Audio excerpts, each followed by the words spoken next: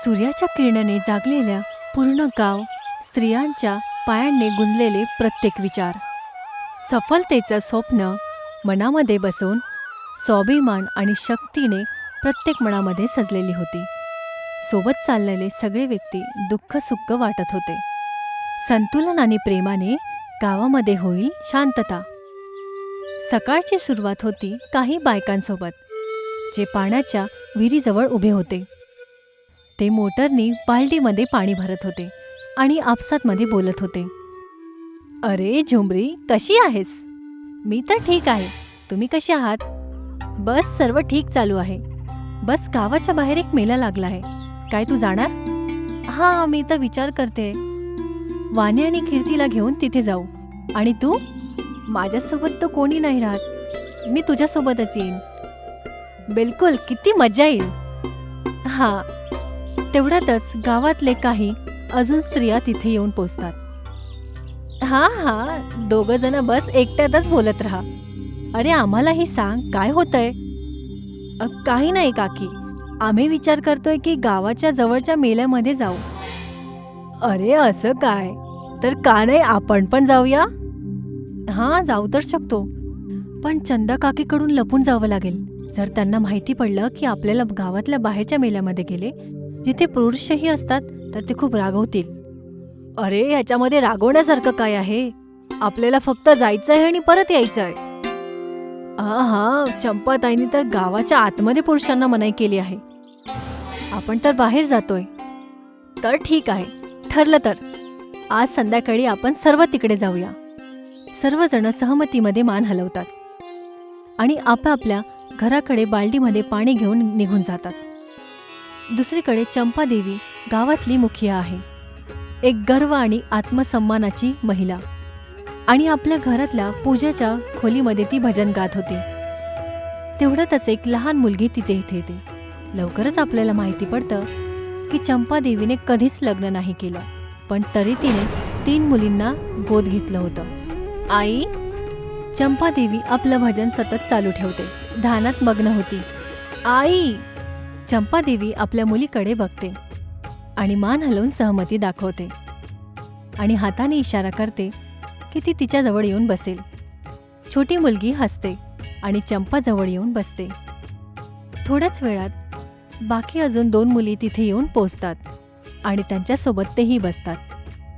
काही वेळानंतर चंपादेवी आपली पूजा पूर्ण करते आणि मग मुलींकडे बघते. सांगा, काय गोष्ट आहे? आई, उद्या आमच्या शाळेमध्ये पेरेंट्स टीम मीटिंग आहे. टीचर्सचं बोलणं आहे की आम्हाला आपल्या आई वडिलांसोबत शाळेत यायचं आहे. हा आई, आम्ही तर त्यांना बोलले होते की आम्हाला फक्त आई आहे. हा आई, टीचर्स बोलले की वडिलांचंही येणं गरजेचं आहे. अरे बस एवढीची गोष्ट? काही हरकत नाही. उद्या मी तुमच्यासोबत तुमच्या शाळेत येणार आणि तुमच्या टीचर्सशी बोलणंही करेन. तिघही मुली सहमतीमध्ये मान हलवतात आणि हसतच ते तिकडून बाहेर खेळायला निघून जातात. ऐका, संध्याकाळी 5 वाजेच्या आधी घरी या.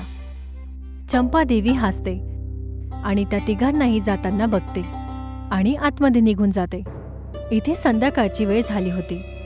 सुप्रिया, जी त्याच गावातली होती, शेती करत होती. त्याच वेळेला ती झुमरी, मेघा आणि त्यांच्या मुलींना आणि काही अन्य स्त्रियांना तिथून गावाच्या बाहेर जाताना बघते. ती त्यांना आवाजही देते. अरे, कुठे जाताय तुम्ही सर्वजण? आम्ही फक्त गावाच्या बाहेर लागलेला मेला बघायला जातोय. ऐकलं आहे यावेळेचा मेला खूप मोठा आहे. अरे पण चंपा काकी, अरे आम्ही कोणत्या गावामध्ये कोणत्या पुरुषाला तर नाही आणत आहे. फक्त मेला बघायला जातोय आणि फिरून परत येणार. अरे बाळा, तू पण का नाही चालत आमच्यासोबत? काय करू काकी, आज मला शेती करायचं काम दिलं आहे. पूर्वीचे वडील असते तर मी येऊ शकली असती, पण आता सर्व स्त्रियांना तिच्यासाठी खूप वाईट वाटतं. ठीक आहे, काही हरकत नाही. तुला घेऊन आम्ही परत जाऊ. तसं आजच्या काही सहलींसाठी काही आणायचं आहे? हा, नक्कीच. ऐकलं आहे की त्या मेल्यामध्ये सुंदरलालजीच्या समोसांचा ठेला लागला आहे. येताना बस ते घेऊन ये, आम्ही सगळे खाऊन घेऊ. झुमरी सहमतीमध्ये डोकं हलवते आणि सर्व बायका तिथून निघून जातात. सुप्रिया आपलं काम करायला चालू ठेवते झुमरी आणि मेघा आपल्या मुलींसोबत आणि बाकी स्त्रियांसोबत मेळ्यामध्ये जाऊन पोचतात. ते सर्वजण बुड्ढीचे बाल खातात आणि त्याची मजा घेतात आणि मग पाणीपुरीच्या ठेल्यावरती जाऊन चटपटी आणि स्वादिष्ट चाटची मजा घेतात. त्यानंतर सर्वजण झोक्यावरती झुलतात, हसत मजे करत सगळे वेळ घालवून टाकतात. संध्याकाळ होतच होती तर ते सुंदरलालच्या दुकानातनं गरमागरम समोसे पॅक करतात. मेला संपल्यानंतर ते मुलांना त्यांच्या घरी सोडतात आणि मग बाकी स्त्रियांशीही विदा घेऊन शेवटी ते समोसाची थैली घेऊन झुमरी आणि मेघाच्या चंपादेवीच्या घराकडे निघून जातात. चंपादेवीच्या घराजवळ ती सुप्रियासोबत बसली होती. तेवढ्यातच झुमरी आणि मेघा समोसाची थैली घेऊन तिथे येतात. चंपादेवी आणि सुप्रियाला समोसे देतात आणि मग स्वतःही खातात आणि बोलतात, वाव, हे तर खूप स्वादिष्ट आहेत. आहे तर खरंच, पण हे स्वाद थोडं ओळखीचं वाटतं आहे. झुमरी आणि मेघा एक दुसऱ्यांकडे बघून हसतात. त्यांच्या हास्यामध्ये काहीतरी रहस्य लपलं असेल. त्यांना बघून सुप्रियाही हसते. अरे मुलींनो, तुम्ही असे का हसताय? मला तरी सांगा, काय गोष्ट आहे? ओहो काकी, आज आम्ही गावातल्या बाहेरच्या मेळ्यामध्ये गेलो होतो. तिथूनच हे सुंदरलालचे समोसे आणले आहेत. हां काकी, तुम्हाला माहिती आहे, जेव्हा आपल्या गावामध्ये सुंदरलालचा ठेला लागायचा तेव्हा आपण तर त्याच्या समोस्याचे दिवाने होतो. आणि आता मी काहीतरी विचार करून या पुरुषांना या गावातनं काढलं होतं. आपण वर्षापासून हे गाव असंच चालवतो आहे आणि तुम्ही फक्त अशा छोट्या छोट्या गोष्टींसाठी आपला स्वाभिमान तोडता आहे. काय हे ठीक आहे? पण काकी, नाही सुप्रिया, मी हे नाही बघत. जर तुम्हाला काही आवडत असेल, जर काही खायचं असेल तर गावामध्ये लागलेल्या ठेल्यापासून खावा, ज्याने आपल्या गावामध्ये रोजगार वाढेल आणि आपला विकास होईल. तिघही जण सहमतीमध्ये आपले मान हलवतात. मग झुमरी बोलते, आम्ही समजलो काकी, समोरून या गोष्टीचं लक्ष ठेवणार. मला तुमच्यावरती गर्व आहे मुलांनो. मी आशा करते की तुम्ही गावाच्या या रीतीला समोर असंच सांभाळून ठेवणार, जसं मी आजपर्यंत ठेवली आहे. हां काकी, तसा आजचा मुद्दा काय आहे? मुद्दा हा आहे की उद्या मुलांच्या शाळेमध्ये पेरेंट्स टीचर मीटिंग ठेवली आहे आणि टीचरद्वारा हे बोलले आहेत की आई आणि वडील दोघांनाही असणं तिथे गरजेचं आहे. हां, माझ्या मुलांनीही हेच सांगितलं होतं. मग आता आपण काय करणार? करायचं काय आहे? आपण तिथे स्वतः जाणार. काय आपण आई आपल्या मुलांच्या परवरिशमध्ये वडिलांची भूमिका नाही निभवत? तुम्ही खरं बोलताय काकी. हे आपल्या गावाचं गौरव आहे आणि आपण ह्याच्यावरती अटल राहू. सर्वजण सहमतीमध्ये आपली मान हलवतात. रात्रीचा आकाश दिसतो, जो संपूर्ण माहोलला शांत आणि सुंदर बनवत होता. अशा प्रकारे ही रात्र आपल्या अंतपर्यंत जाऊन पोहोचते. दुसऱ्या सकाळी झुमरी तयार होत होती तर तिथेच तिची दोन्ही मुली कीर्ती आणि वान्या पलंगवरती बसून आपले बॅग पॅक्स करत होती. तेवढ्यातच ते बघतात की घडीमध्ये 12 वाजले होते. आई लवकर चल, शाळेसाठी वेळ होतोय. हां बस झालं, चल. पण आई, टीचरनी तर सांगितलं होतं की मम्मी आणि पप्पा. काही हरकत नाही, आपल्यासोबत चंपा काकी येते आहे, तीच सगळ्यांशी बोलेल. चंपा काकी? खरंच? झुमरी हा मध्ये डोकं हलवते. तर तेवढ्यातच त्यांना बाहेरून चंपा काकीचा आवाज येतो. अरे ऐकतात की नाही? शाळेत जायचं आहे की नाही? येते आहे काकी. झुमरी आपल्या मुलींना घेऊन बाहेर येते आणि चंपा देवीला एकटं बघते. अरे काकी, तिघीजणी कुठे आहेत? वेळ होत आहे म्हणून ते शाळेत निघून गेलेत. चल आपण पण जाऊया, नाहीतर आपल्यालाही लेट होईल. झुमरी मान हलवते आणि सर्वजण शाळेकडे जायला निघतात. चंपादेवी झुमरी बरोबर शाळेत जाऊन पोचते. झुमरीचे दोघेही मुलं चंपादेवीच्या मुलींसोबत मिसळतात. तर तिकडे चंपादेवी हेडमास्टरशी बोलायला चालली जाते. बोला सर, काय गोष्ट आहे? मॅडम, मी सरळ बोललो होतो की या मीटिंग मध्ये आई आणि वडिलांचं होणं गरजेचं आहे. पण सर, आमच्या मुलांची परवरिश आम्ही स्वतः करतो, तर इथे वडिलांची काय गरज? पोरांचं सांभाळ करणं आई आणि वडील या दोघांचं कर्तव्य आहे. तुम्ही पुढच्या आठवड्यात यांच्या वडिलांसोबत या. चंपादेवी आणि झुमरी उदास होतात. ते मान खाली करून तिथून निघून जातात. चंपादेवी, झुमरी आणि मुलं गावाच्या रस्त्याने चालत होते. तेवढ्यातच त्यांना विहिरीजवळ स्त्रियांची गर्दी दिसते. ते मुलांशी बोलते की ते घरी निघून जातील आणि मग जवळ जाऊन स्वतः समोर बघायला निघून जातात. चंपादेवी समोर जाते आणि हळूहळू त्या गर्दीच्या मध्ये आपला रस्ता बनवते आणि विचारते, काय झालं इथे? काय इथेच तुम्ही सर्वजण उभे आहात? काय सांगू काकी, बघा ना, विहिरीचा मोटर बंद झाला आहे. आता आपण इथून पाणी कसं काढणार? मोटर बंद झाला आहे? आणि हे कसं झालं? बघून तर वाटतंय की ह्याच्यामध्ये शॉर्ट सर्किट झालं असेल. एक काम करूया, जवळच्या गावातनं विजेच्या मिस्त्रीवाल्याला बोलवूया. तो याला ठीक करून देईल. विजेचा मिस्त्री का आपण हे काम स्वतःहून नाही करू शकत? करू तर शकतो काकी, पण आपल्याला या कामाची काही जाणकारी नाही आहे आणि काम पण विजेचं आहे. जर कोणाला करंट लागला तर? अरे, तुम्ही सर्व असं डोक्यामध्ये विचार करून प्रत्येक गोष्टीचा असा चिंता का करता? प्रत्येक दुसऱ्या कामामध्ये तुम्हाला पुरुषाची गरज लागते का? ह्यासाठी मी या सर्व इथून गावातल्या पुरुषांना बाहेर काढलं होतं? हे ऐकताच सर्वजण आपले मान खाली करतात आणि ते चंपाबाई त्यांना रागात आणि निराश होऊन त्यांना बघायला लागते. ठीक आहे, तुम्ही नाही करू शकत तर मी हे स्वतः करेन. चंपादेवी रागातच तिथून निघून जाते. हे काकीला काय झालं आहे? आम्हाला शाळेमध्ये ह्यांच्या वडिलांनाही आणायला सांगितलं आहे. ती त्या गोष्टीवरती चिडली आहे. दोघंही तणावात दिसतात. संध्याकाळ होऊन जाते आणि चंपादेवी अवजारांची थैली घेऊन रस्त्यावरती चालत होती. गावातली स्त्रिया तिला बघत होते. तिच्या चेहऱ्यावरती राग आणि चिंता झलकत होती. चंपादेवी विहिरीजवळ जाते आणि त्या नटला ढिला करायला लागते जे मोटरला स्टँडशी जोडत होतं. ती वेगवेगळं अवजार वापरते, पण तिला बरोबर अवजार आणि उपाय मिळत नव्हता. ती तिथे राहून असहाय्य स्वतःला महसूस करत होती आणि विचार करते की असं काय करू शकते. तेवढ्यातच मेघा आणि झुमरी तिथे येतात.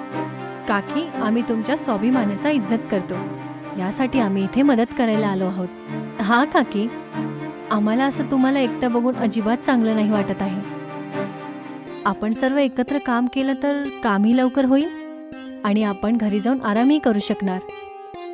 त्यांच्या कृतज्ञता बघून चंपादेवीचं मन लगेचच वितळतं.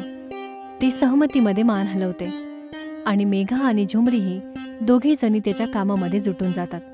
तिघही जण त्या अवजाराकडे बघतात आणि मग मशीनकडे नजर टाकतात. काकी, सगळ्यात आधी आपल्याला ही मोटर इथून काढावी लागेल.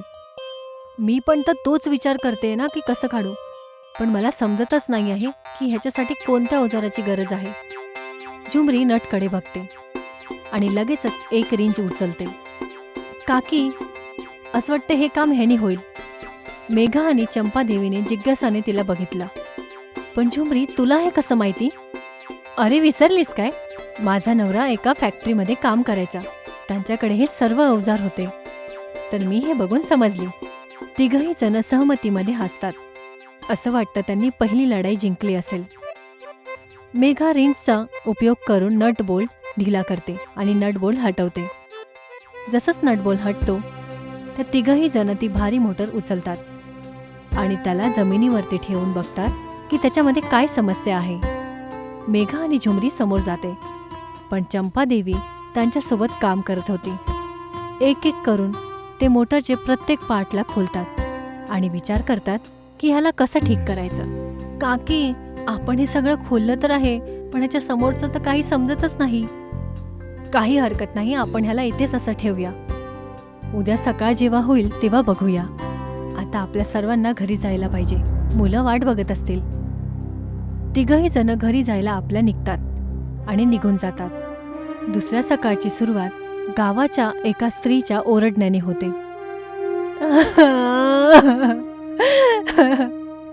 मी तर लुटून गेली, बर्बाद झाली. तिची मुलगी मोटरजवळ पडलेली होती. भिजलेल्या जमिनीवरती तुटलेल्या तारांनी करंट लागल्यामुळे ती पडली होती.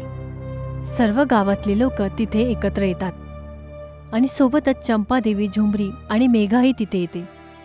तुम्ही चिंता नका करू काकी, मी ॲम्ब्युलन्ससाठी फोन केला आहे. ॲम्ब्युलन्स कोणत्याही वेळात इथे येऊ शकते. थोड्या वेळातच ॲम्ब्युलन्स तिथे येते. 2 वॉर्ड बॉय बाहेर निघतात आणि मुलीला स्ट्रेचरवरती ठेवून तिच्या आईच्या बरोबर दवाखान्याकडे निघून जातात. गावातली लोक तिथेच उभे राहतात. जे काही झालं सर्व बघून हक्कबक्क होऊन जातात. हळूहळू त्यांची नजर चंपादेवीकडे जाते, त्याच महिलाकडे जिने कधी गावातल्या सर्व पुरुषांना बाहेर काढलं होतं. चंपादेवी आपल्या वडिलांच्या भीती सर्व जीवनामध्ये झुंजत होती. तिने बघितलं होतं की वडिलांनी तिच्या आईला एवढं की छोट्या छोट्या गोष्टींसाठीही त्रास दिला होता. काकी, हे सर्व आपल्यामुळे झालं आहे. आपणच ही मोटर रात्री अशीच सोडली होती. हां काकी, आपल्याला ह्याच्याबद्दल माहिती नव्हतं. चुकी आपली नाही आहे, माझी होती. मी आपल्यावरती झालेल्या गोष्टींना घेऊन खूप भावूक झाली होती. मी कधी दुसऱ्यांची आशा आणि त्रासला आणि जरूरतीला नाही समजलं.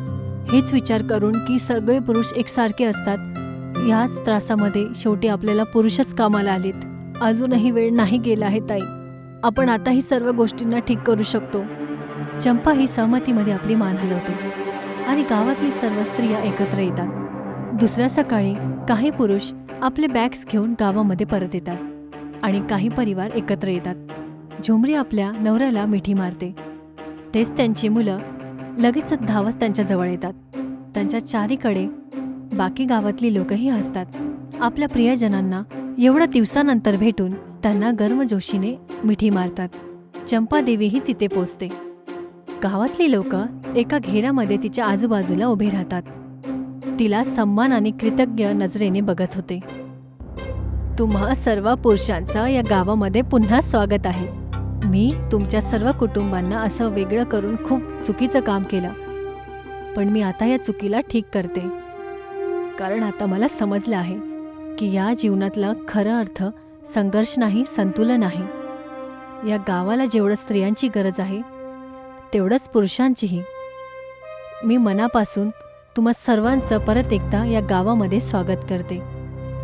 सगळे हसतात आणि मग ते आपापल्या घराच्या रस्त्याने निघून जातात. गाव परत जिवंत होऊन जातं. पुरुष खराब मोटारला ठीक करतात. झुमरी आपल्या नवऱ्याबरोबर PTMच्या बैठकमध्ये जाते. सुप्रिया आपल्या नवरा आणि मुलांसोबत मेल्यामध्ये जातात. गाव परत हिरवगार, आनंदी आणि एकजूट दिसून येतं. अशा प्रकारे ही गोष्ट इथेच थांबून जाते.